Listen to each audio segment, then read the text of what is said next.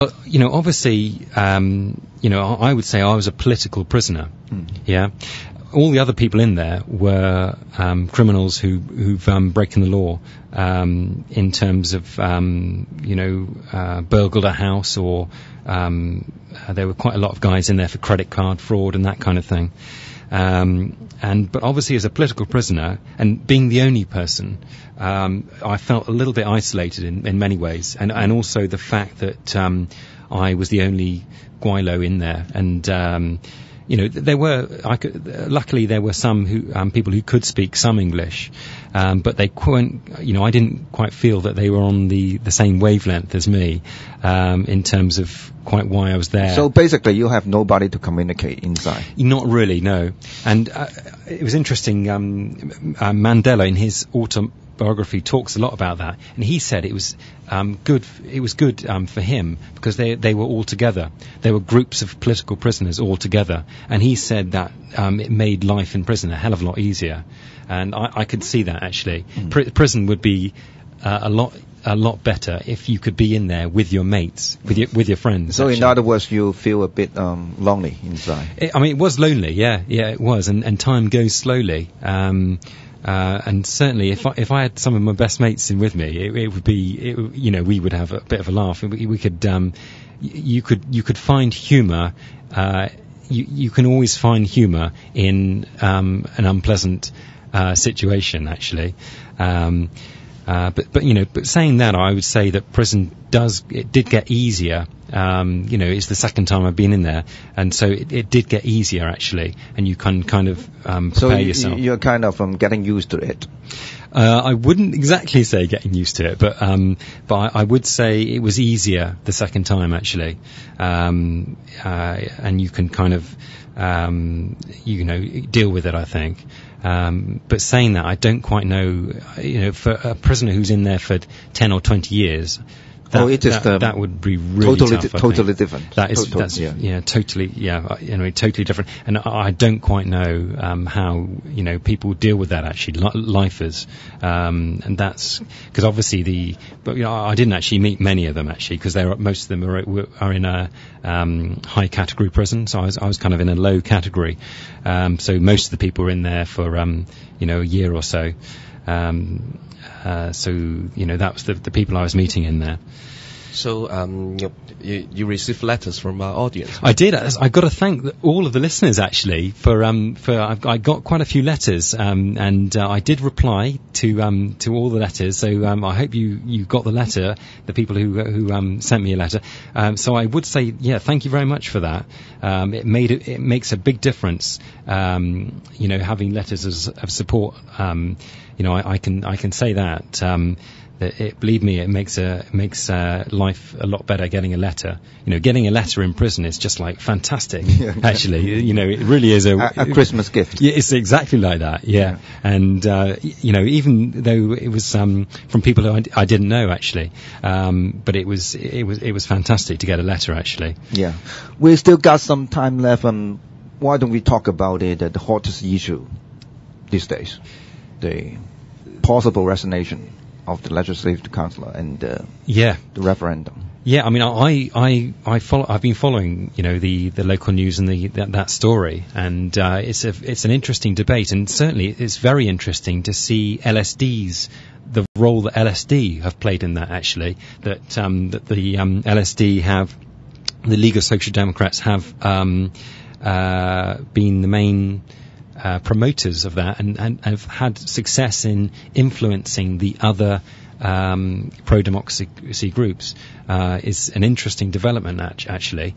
And I mean, in some ways I'm not surprised, because LSD has been growing from strength to strength, and the power of LSD has been building up, and I would say the power of perhaps the Civic Party has been going down, and so on. And but it certainly, obviously, my view on it is that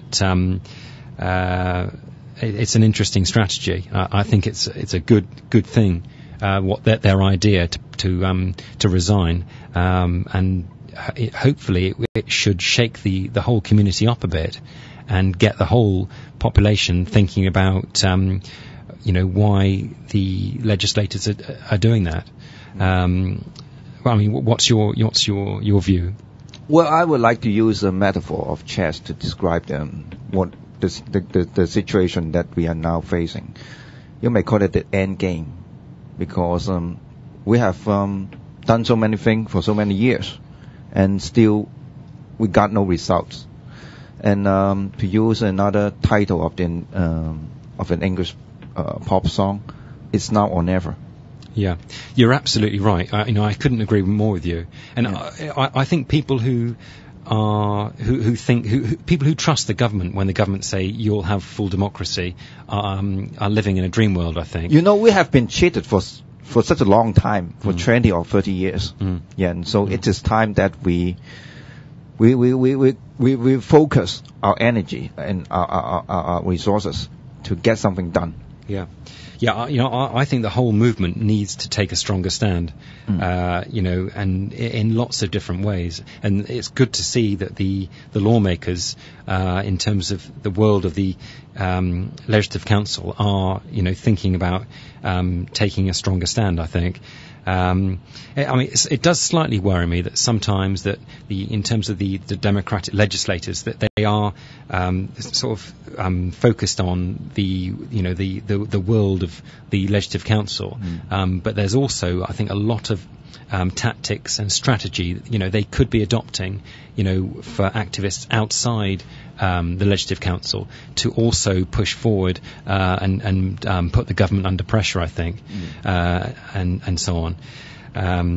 But certainly, it's an interesting development. It'll be interesting to see how it plays out, actually, as regards whether they all resign or not, because obviously they're all just talking about it at the moment. Yeah. There's a lot, and Hong Kong is famous for doing a lot of talking, a hell of a lot of talking, and doing nothing. And it'll be interesting to see quite how it plays out in terms of the struggle or the power struggle going on within the different democracy groups and so on. Yeah. One last question for you, Matt. What would you like to do, or what would you like to achieve in the near future in Hong Kong? Well, I want to get to know more people, I think, and more people within the movement. I'm obviously doing this myradio program, and that's a different kind of activism. I'm interested in that, talking to more people and listening to more groups of people, and so I'm looking forward to that, and hopefully it will grow. And we've got these other guests who are going to come on as well. So next time we've got Lee Kar-ho, who I've met. He's an interesting guy. He's a Canadian radio host. I don't know if you met him, Eddie. Oh yeah, we did. Yeah, he's actually, I think he's got a show on my radio, where he does interviews and stuff. But he's coming on next time. He's an interesting guy, and also we've got the other people I mentioned, Andrew To, Kenneth Lee, and Joe Lee. I'm interested to talk to her on here actually, because I think it's great to see. I'd like to see more women getting more and more involved in LSD. Because obviously, some women are scared off, aren't they? Or they think it's a bit too masculine. So, I'm interested to talk with her about that and try to think of ways to get more women involved. And also, I'm looking forward to having Andrew on here. We can having a bit of a good discussion with him as well, I think. So we are looking forward to some very interesting shows in the future. Yep. Thank you very much for coming on, Eddie, and good. Thank you also. Thanks also to Ken, who's done a lot of organising behind the scenes. So, you're welcome. Yep. See you next time. Sure. Bye.